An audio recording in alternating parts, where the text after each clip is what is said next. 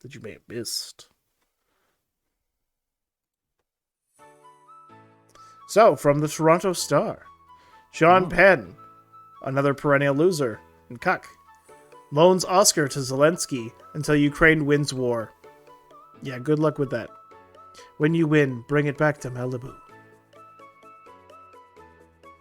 Sean Penn, who is making a documentary about Russia's invasion of Ukraine, has loaned one of his 2 Oscars to Ukrainian President Volodymyr Zelensky and told him, when you win, bring it back to Malibu. Zelensky's office on Wednesday released the video of the encounter during Penn's most recent visit to Ukraine, his 3rd since the February 24th start of the war. The president tweeted that the Oscar was a symbol of faith in the victory of our country. Yep. You know what's a symbol of the not faith in your country? I have a coworker who doesn't speak a lick of English, and he ran away from Ukraine to get away from your warmongering. Because you're an asshat.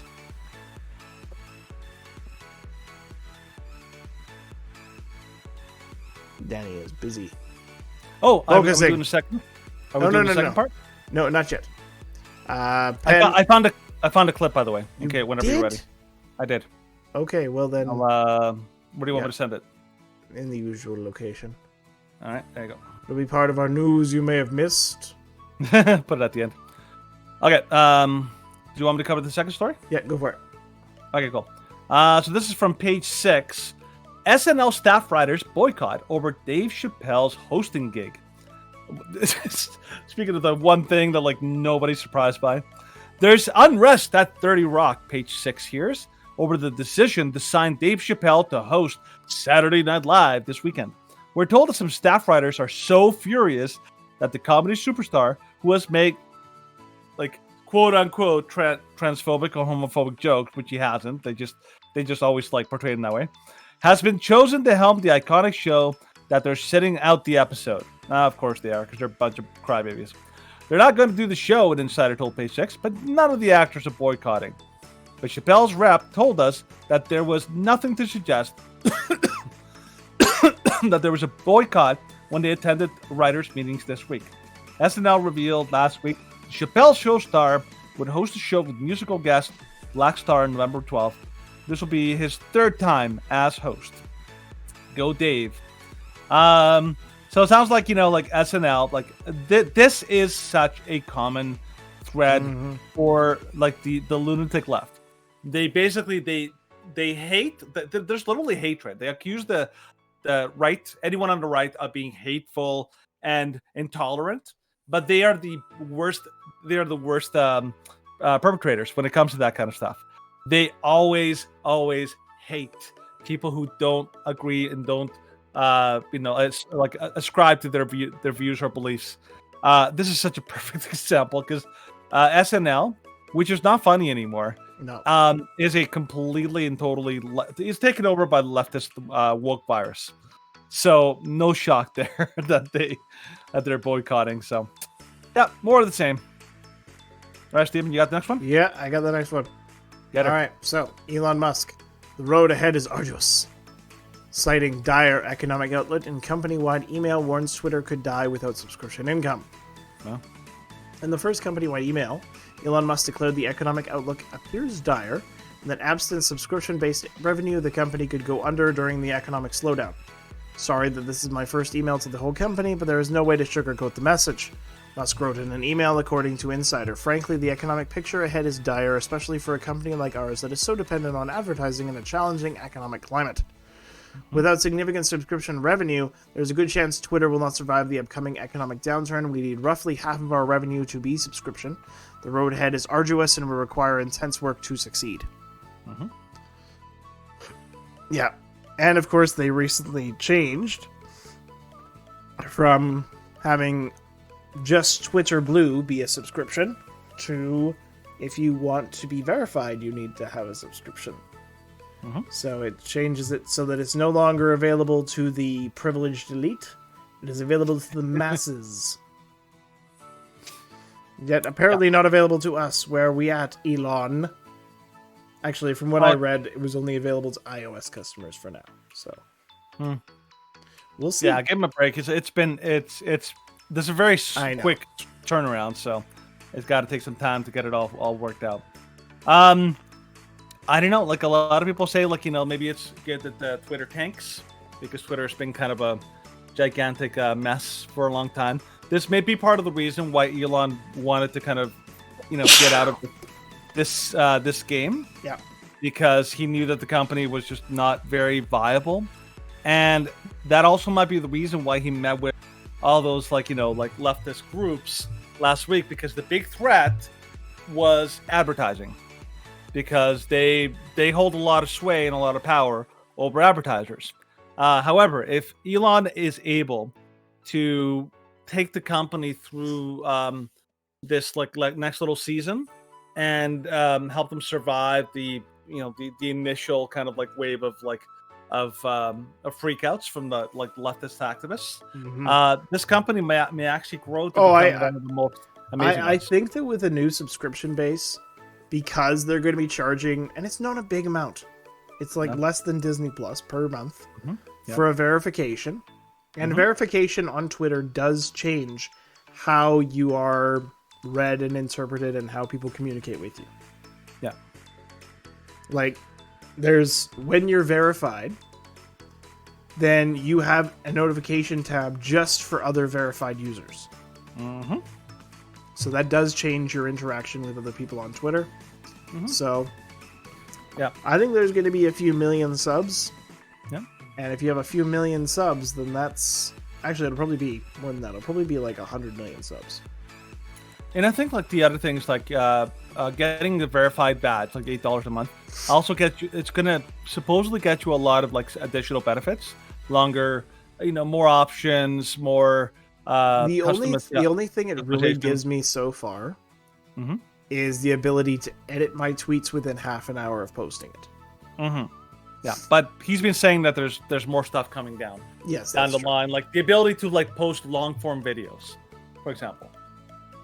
Might be something coming down the line on Twitter. Yeah. But obviously they're looking at that. And so there's two things that conservatives want. One is more options. Two is a platform that enforces everything fairly. And as long as he follows through and actually brings back all the banned accounts, I think a lot of conservatives are probably going to jump on the train and be like, yeah, we're all in. So we'll see what happens in the next little while. You can see the forces that are at play, so hopefully it'll work out in the next little while. Okay. All right, so this is from LifeSite, and this is just really terribly sad. Justin Trudeau's decision to appear on a TV drag show is a surprise to no one. Yeah, insulting parodies are kind of his thing, and his respect for women has been largely limited to shouting his support for abortion and calling himself a feminist, which is absolutely bang on. Justin Trudeau is a fake feminist. He is not at all a true feminist. So basically, he kind of made headlines because he's going to be on this drag show. Now, I didn't know what the show was about until I saw the video. It is so much worse than you can imagine. Unfortunately, because I have to suffer, I want you to suffer too. Yep. To have to see this. So go ahead, Steven. Breathe in. Breathe out. The time has come. World, meet your next host nation. Bonjour, and welcome to Canada. We're looking for the next global drag superstar. Now that I've won your heart, time to win the crowd. Every time you come out on that runway, it is just electric. It was elegance, it was grace, and it was confidence. This look is that's how I reacted to that. I couldn't take my eyes off of you. And that's lunch, everyone. Who's ready for world domination? Please help me welcome the Prime Minister of Canada, Justin Trudeau! This one is about to go down in history. My jaw just dropped. Oh my goodness. This look is marvelous. I am excited to see you here. I can't. Nope. Yep. Nope. You know what that is? That is a one-up show. It's like they keep trying. Okay, who can be the most shocking, the most outrageous, the most over-the-top crazy? And it's like everyone's trying to go, like I could be crazy. Well, I could be crazier. Well, that could be craziest. Well, I could be super crazier. Like, it's like they just keep one-upping each other. Like, eventually, they're like, what are they going to do? They're going to literally have to, like, hack off body parts on live on TV or like, you know, like eat like a live scorpion, or like just like, this is so out there. And the fact that this stuff used to be, this is the kind of stuff like where there's like serious fetishes involved. Like, there's a lot of this. It's all like, you know, like men that want it, like it's autogynephilia. Men who get turned on by how they look, you know, like in like, you know, like women. But like, this is so much worse than I imagined. Like, some of the faces, like, of these people, they're so grotesque. It's just like, oh, like how did, and then they're telling you, you're so brave and so beautiful. It's like at some point, this is the kind of, like, you know, value system that just destroys our country. Ugh. But of course, this is happening in Canada, of course, because Canada has a history of some of the most, like, just out there egregious things in entertainment. It's pretty brutal. Yeah. So I'm actually, the fact that Trudeau is on there. I'm adding a last minute thing. What? A last minute story to the it's on. news you may have missed. So we're gonna up it to 7, just because this one is. Oh, jeez. Yeah.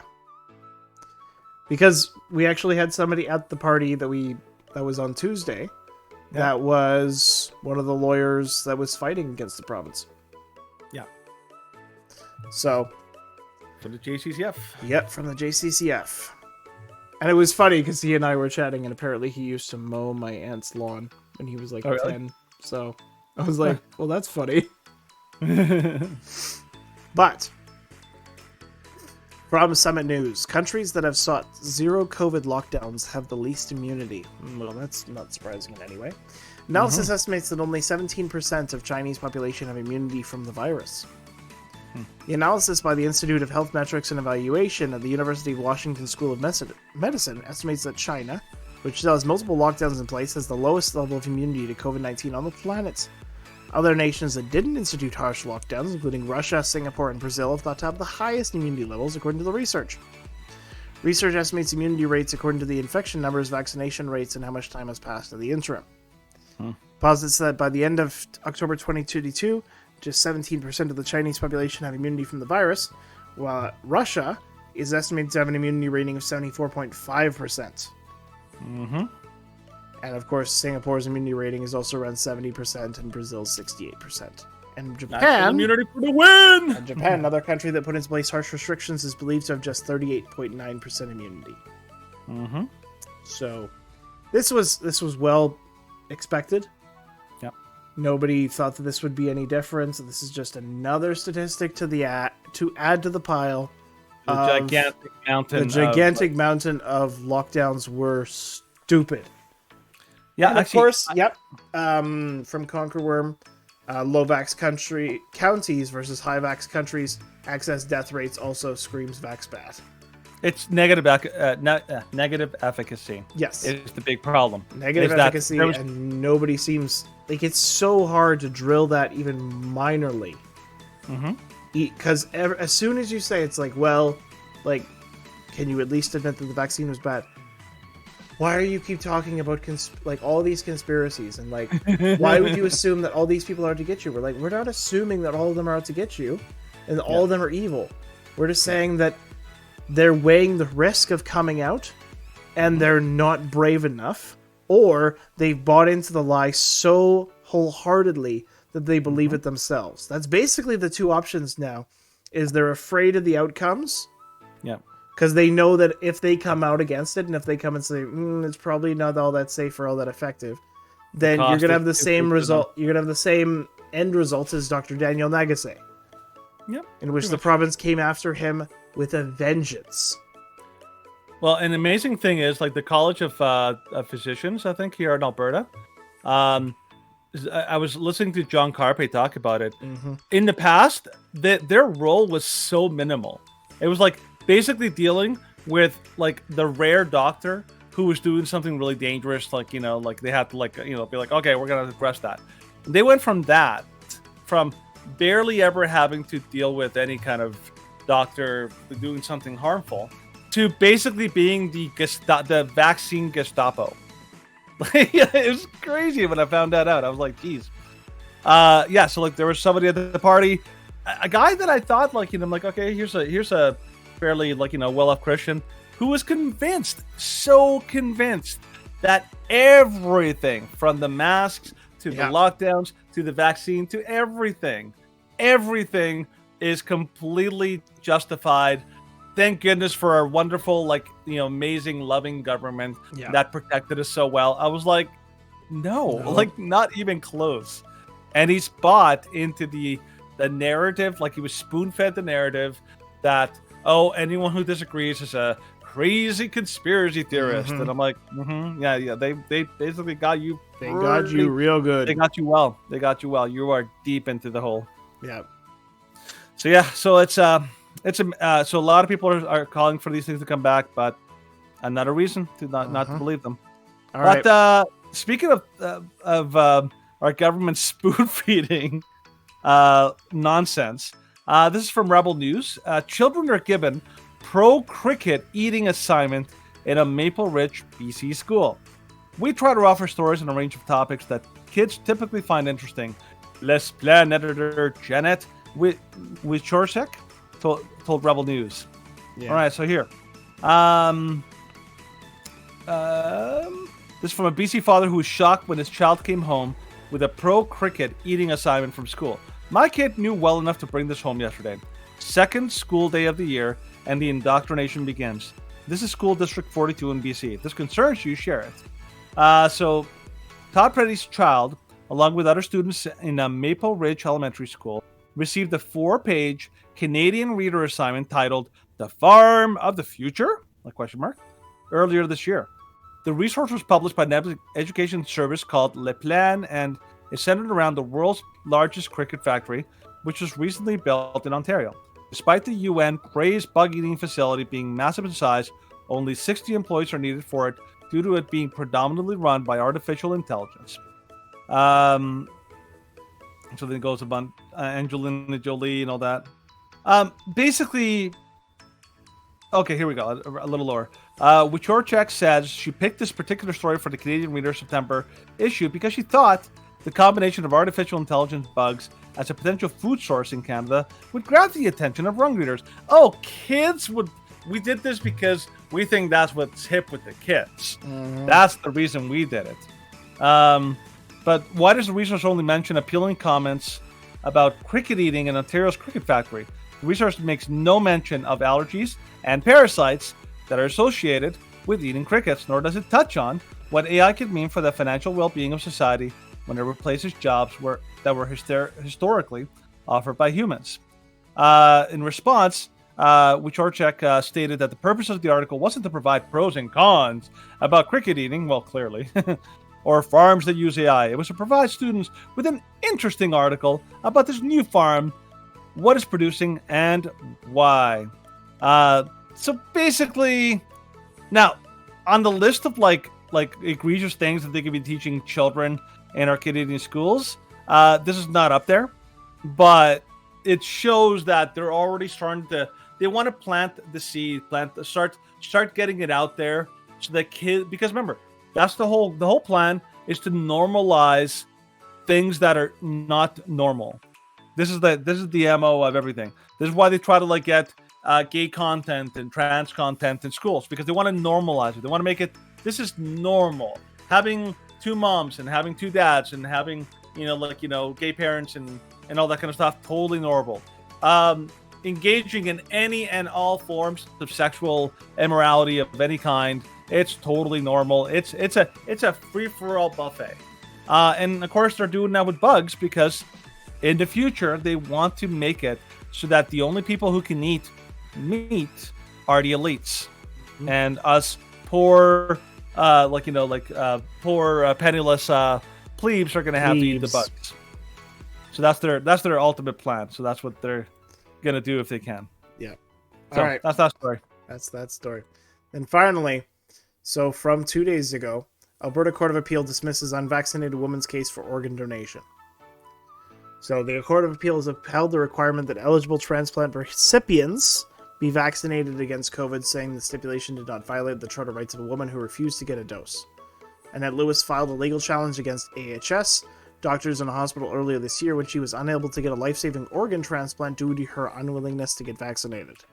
Being vaccinated against COVID-19 is a necessary component of a proper medical care for individuals, including Miss Lewis, who is seeking an organ transplant, the Court of Appeal ruled Tuesday. The diabolical level of evil. So, of course, there's a publication ban on the doctor's identities, the organ involved in the location of the transplant program. She was diagnosed with terminal disease in 2018 when she was told she would not survive unless she received an organ transplant. She was placed on a transplant waitlist in 2020, but was informed a year later she would need to get the vaccine to receive an organ. Of course, taking the vaccine offends my conscience. She said in an affidavit, I have to have the choice to what goes in my body, and the life-saving treatment cannot be denied to me because I chose not to take an experimental treatment for a condition which I do not have and which I may never have. Violates her, she argued, and it does, it violates her charter rights to life, conscience, liberty, and the security of the person. It was dismissed in the Court of King's Bench earlier this year with Justice Paul Bazil ruling the standard of care must be the same for all potential recipients or could result in medical chaos.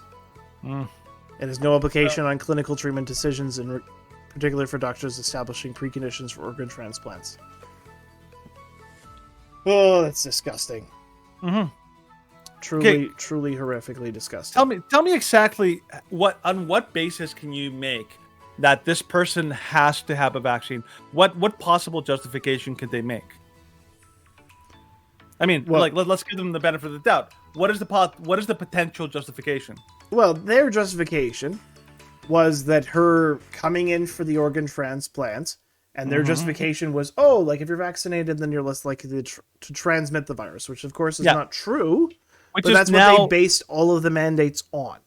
Yeah, and so it makes me wonder if this judge has made this decision within the last, I don't know when this decision came out. 2 days ago.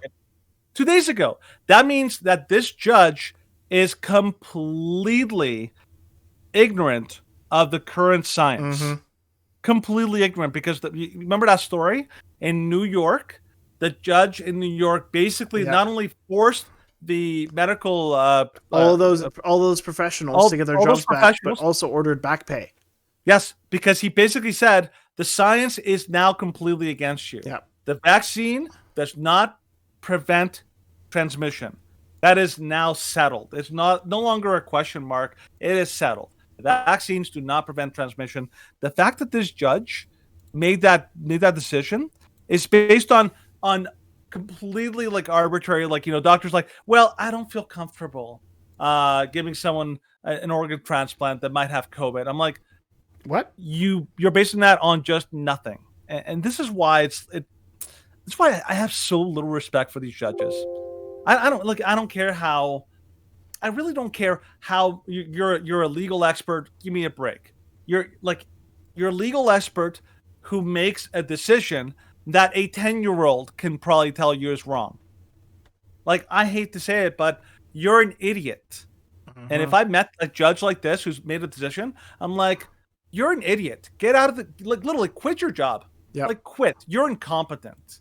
That actually does piss me off, because there's obviously there's some places where there's nuance. You're incompetent. Get the heck out of the judge's seat. You do not deserve to make decisions that change lives. Nope. You're an idiot at this point. I'm just sick and tired of having to put up with these people. With these incompetent people who are just nothing has changed in the past 2 years. We should treat the virus as though it's as prevalent and as dangerous as ever. And it's no, you are absolutely foolish. Yeah. I've seen enough judges across Canada make decisions that are so blatantly foolish that I just have no respect for them. I don't. You have to have a modicum of justification, and these judges are just either they're wildly incompetent in the fact that they can't do basic research, or B, they're incredibly malevolent. And in either sense, neither one is a justification for you to stay. You're either totally incompetent or you're totally evil. In both cases, you do not deserve to be a judge. Yeah. I'm sorry. And this woman may die, because of your foolish mistake. Well, And she- you're not only foolish, but you're absolutely diabolically tyrannical. Eat it. That this woman has to take something which violates her right to conscience and rights to her own health and like bodily autonomy. I thought that was a big deal here in Canada because we're apparently so pro-choice that we allow abortion up until 9 months, the taxpayers fund. But no, if you make a choice that goes against the government narrative, then the government and the legal system will go against you, which is why we have so little trust in our system here in Canada, because it's so inherently broken. Yeah. No, it's just really terrible. So I get mad at this kind of stuff. Oh yeah, I do too. I'm like, you have no excuse, man. Yep. All right.